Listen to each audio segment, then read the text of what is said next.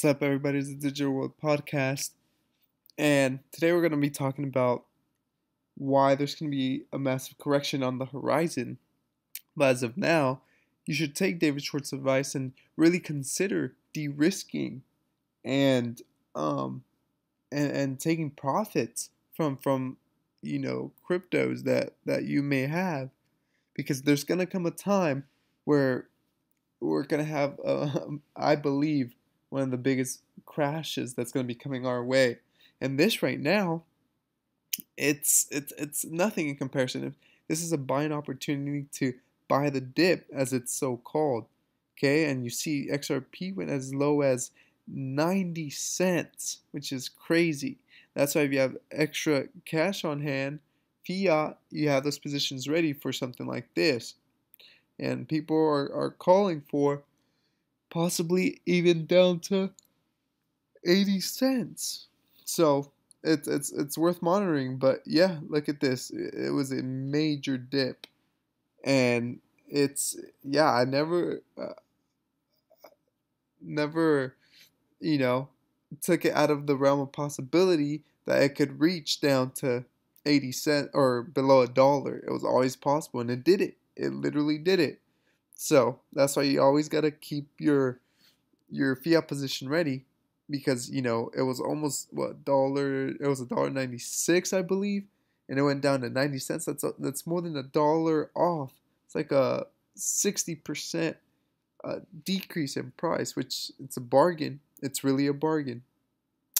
Now let's transition here, and this interview, I'm taking some more clips out of it because it's good. There's some good nuggets of information here.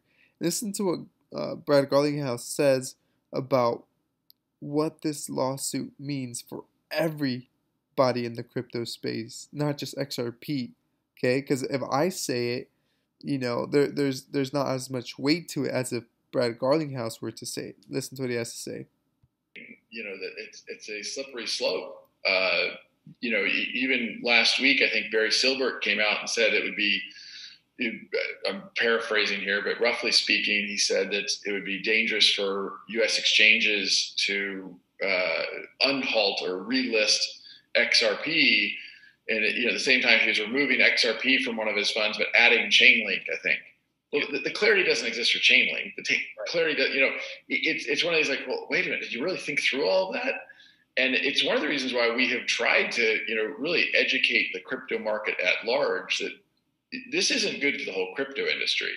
Right. And, really, it's, I think, how do we all work together and help create legislation, help create that clarity and that certainty?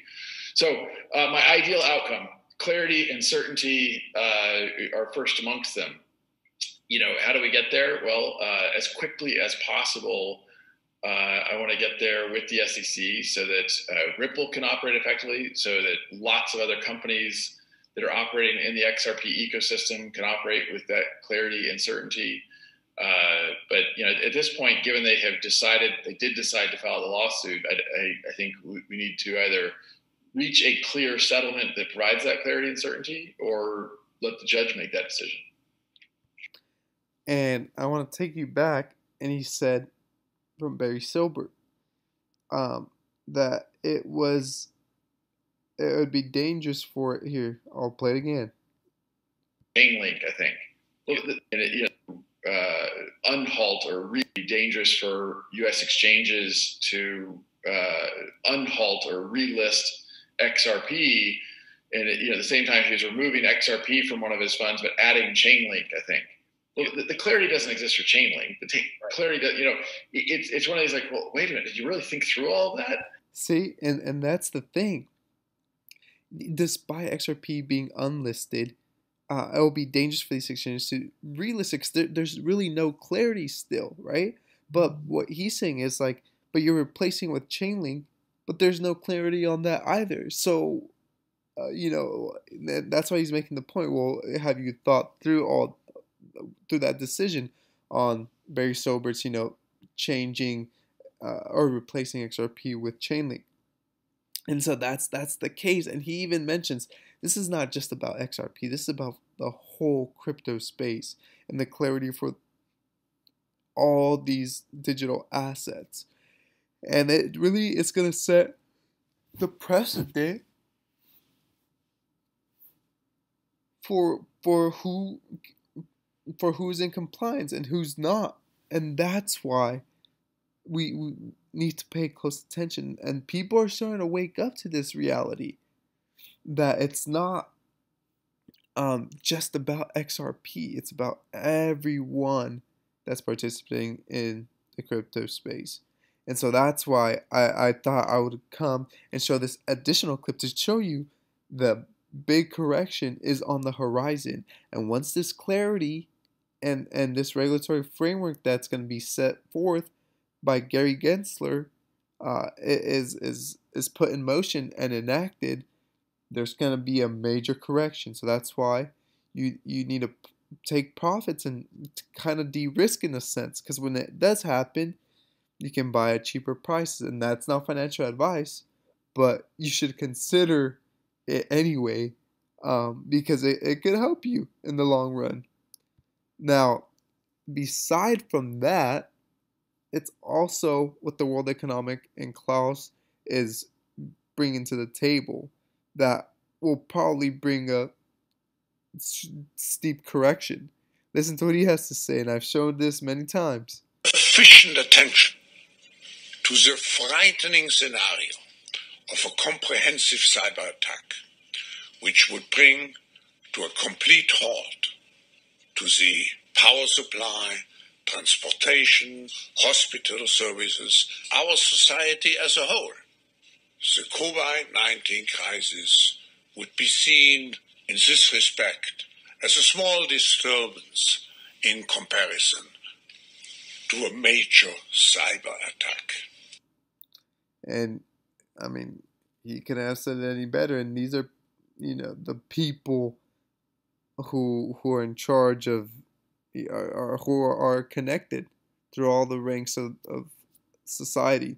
So if he's saying it and stuff, it's because you better pay close attention, because it's probably going to come, more than likely, or it is going to come. And you got to best prepare for that situation.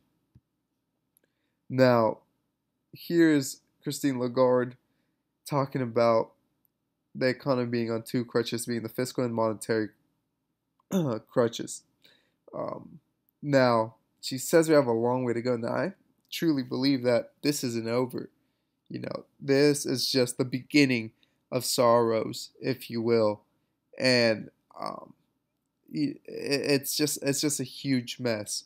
And I think, and I've said this before in another video, I understand that being and participating in this opportunity is a blessing in itself, and it allows for you to provide for your family if you didn't have means of doing so.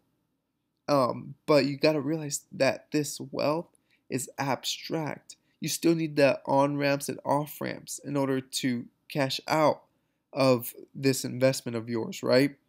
And so my thing, which I've said on this channel, is make sure you take profits so you can invest in something that's tangible, that you can hold, that's there, like property, real estate, or maybe precious metals. And so you want to diversify and, in a sense, de-risk from your portfolio. And because these central planners, boy, I tell you, the direction they're going, it's a little frightening. But have a listen to what she has to say.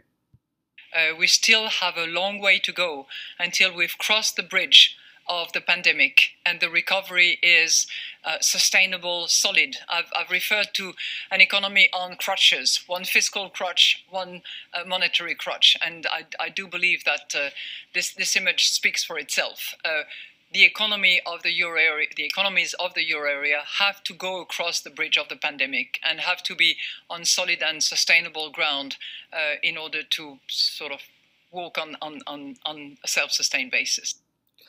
And they want people depending on the government, okay? And it's it's a complete mess. And modern monetary theory is definitely taking hold of what these um, central planners are doing, and these people in charge, you know? So it's worth monitoring, but this is where we're at in the point of time. You just have to make the best decision for yourself and for your family, but you are in the right time and place to be invested into this opportunity that will make, life-changing amounts of money. And what you do with it is your decision, but you have to consider all things. Okay? I hope this episode has brought you some value. Like and subscribe. Comment below. And what do you think is coming? What's the next crisis that you think is going to come and hit us? This is the Digital World Podcast, and I'll see you in the next episode.